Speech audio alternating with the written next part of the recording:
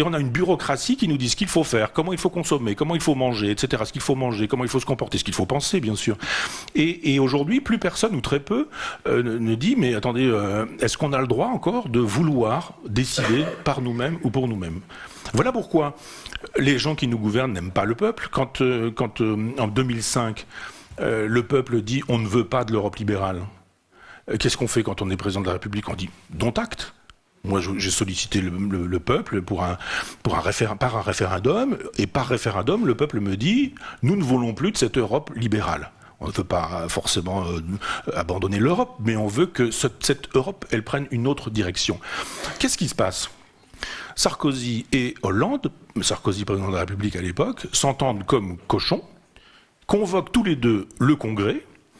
Il était plus malin avec le Congrès à l'époque Hollande qu'aujourd'hui, mais et d'un seul coup, Sénat plus Assemblée nationale, on dit bon allez, au fait, vous êtes pour ou vous êtes contre l'Europe? Mais oui, on est pour l'Europe. C'est-à-dire le peuple a dit non, mais l'espèce d'oligarchie qui prétend représenter le peuple, mais qui ne le représente pas, dit mais si on va lui faire quand même passer ce truc et il va y avoir quand même il va l'avoir. Giscard lui-même, grand défenseur de l'euro, de l'Europe, du marché libéral, etc., dit ben non, c'est exactement le même truc, on a enlevé un paragraphe, on l'a remis au-dessus, on l'a remis en dessous, on a mis 3 virgules, c'est exactement la même chose. Ben ça aussi, ça contribue au fait que les gens ne votent pas, au fait que les gens votent pour le Front National, pas tant par racisme, antisémitisme, xénophobie, je sais pas quoi, simplement parce qu'ils disent mais on en a marre, virez-les. Virez-les, ces gens qui nous demandent notre avis et qui, quand on a donné notre avis, disent on n'en a rien à faire de votre avis. Donc évidemment, ça me paraît tellement de bon sens que quand je le dis, il y a toute la presse qui, elle, défend ça. L'euro, l'Europe, le libéralisme, etc. Qui dit ah, regardez ce type qui fait le jeu du Front National. Moi, je persiste à croire que la souveraineté pour soi-même, pour sa famille, pour les gens qu'on aime, quand on aime quelqu'un, on ne l'asservit pas, on ne l'assujettit pas, on ne le domine pas. Dans un couple, il faut aussi que nous soyons souverains et que l'un demande à l'autre, que l'autre demande à l'un, que on fasse pas des choses l'un sans l'autre ou l'un contre l'autre ou l'un malgré l'autre. Et puis après, au-delà du couple, il y a la famille. Et bien dans la famille, ça devrait fonctionner de la même manière. Et puis après, dans la famille, vous avez le quartier, puis vous avez le village, la ville, vous avez etc. Jusqu'aux frontières d'une nation qui doit pouvoir dire mais recouvrons notre souveraineté, que nous ayons le droit de décider si on veut ceci ou si on veut pas cela. Ou alors on nous dit le peuple n'est pas souverain. Celui qui sera souverain, ce sera le représentant du peuple, la plupart du temps une petite oligarchie de gens qui ont fait Sciences Po, l'ENA, qui sont dans le même monde et qui finalement sont tous des copains, ils s'insultent à la télé, et puis quand l'émission est terminée, alors on va boire un coup, on va manger ensemble, etc. Et arrêtons avec ce régime-là, ou alors disons, c'est ce régime-là qu'on veut, c'est-à-dire des gens qui prétendent nous gouverner, mais qui finalement, pour nous, mais qui finalement gouvernent pour eux, et puis disons au peuple, tais-toi. C'est ce que fait d'ailleurs la télévision, et à chaque fois que les gens sont devant, je ne veux pas redonner le nom de ces gens-là parce que j'en fais pas une affaire personnelle, j'en ai rien à faire d'Hanouna, mais de dire tous ces gens qui nous disent le peuple est bien mieux devant sa télévision à se trouver abruti par le foot, abruti par les émissions où chacun pense qu'il peut devenir un grand chef, cuisinier, un grand chanteur, où on ubérise l'intelligence parce que on finit par dire mais vous pouvez tout faire si vous voulez. On sait bien que c'est faux. Un chauffeur de taxi, il a des compétences, il a payé une licence, théoriquement il est censé savoir ce qu'est le plan de la ville dans laquelle il nous trimballe, et on dit aujourd'hui non, si vous avez une voiture vous pouvez faire la même chose, vous pouvez faire le même boulot. C'est-à-dire que c'est la mort de l'intelligence. Personne ne dira moi je vais prendre l'avion avec un type qui n'a pas son brevet de pilote. Moi j'ai besoin de me déplacer, mais aujourd'hui c'est 1 euro le déplacement, c'est pas cher du tout, mais le type il sait pas piloter l'avion, mais... ubérisons, non.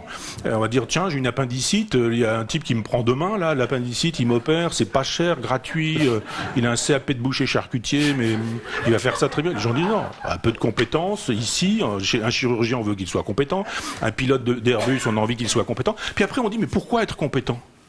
Et puis comme on a un président de la République qui n'est pas compétent, on se dit, bah, après tout, ubérisons. Non mais ubérisons la France, et pourquoi pas lui? Et aujourd'hui on voit que tous les jours on a un nouveau candidat pour les présidentielles en disant j'y vais, mais pourquoi pas, puis moi aussi, puis etc.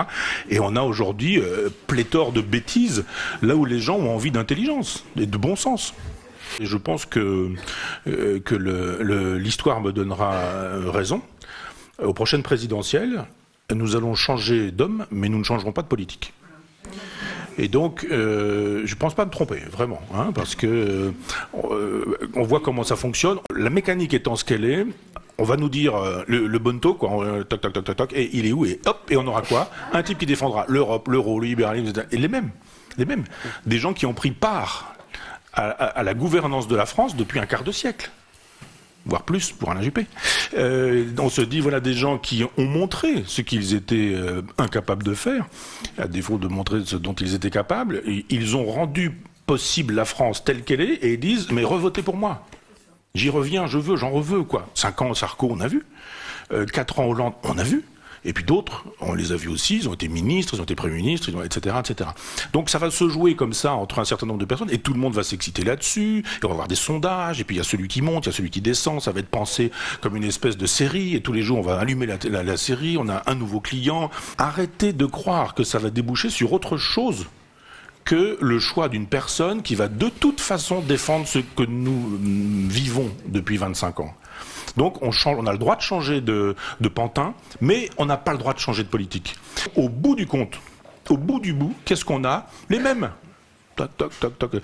Donc il y a un moment donné où je dis j'arrête de voter, puisque finalement il n'y a pas un devoir de voter de la part de ceux qui ont à voter, mais il y aurait de la part des politiques un devoir à respecter ceux qui votent. Il n'est pas normal que le système représentatif soit ainsi fait qu'à l'Assemblée nationale, on verrouille tout au point que ce soit, en gros, l'UMP, enfin les anciens de l'UMP, et puis les Républicains, et puis aujourd'hui le Parti Socialiste, au milieu on a l'UDI, qui en gros se partagent la totalité du pouvoir, avec en marge des gens qui ne sont pas représentés. Le Parti communiste fait 3%, il a 20 sénateurs. Le Front National fait 30%, il a 2 députés. On se dit, mais qu'est-ce que c'est que ce truc? Qu'est-ce que c'est que cette mécanique qui fait que... Alors, moi, je ne défends ni les communistes, ni le Front National dans cette affaire. Je dis simplement que si on avait une proportionnelle, les gens seraient peut-être obligés de penser autrement, de composer autrement, plutôt que de se dire on est entre nous et la règle du jeu nous va très bien. Je pense simplement qu'il y a plein de gens qui ne sont pas représentés, et que quand, dans une démocratie, plein de gens ne se trouvent pas représentés, ils disent ça nous intéresse pas la démocratie, parce que c'est pas une démocratie, ça nous touche pas. Et de fait, on a, je peux prévoir ça, je veux dire sans me tromper, on aura un taux d'abstention très élevé, et on aura un type une personne, homme ou femme, et qui défendra de toute façon les idées que défend aujourd'hui Hollande. Après, c'est juste une histoire d'habillage.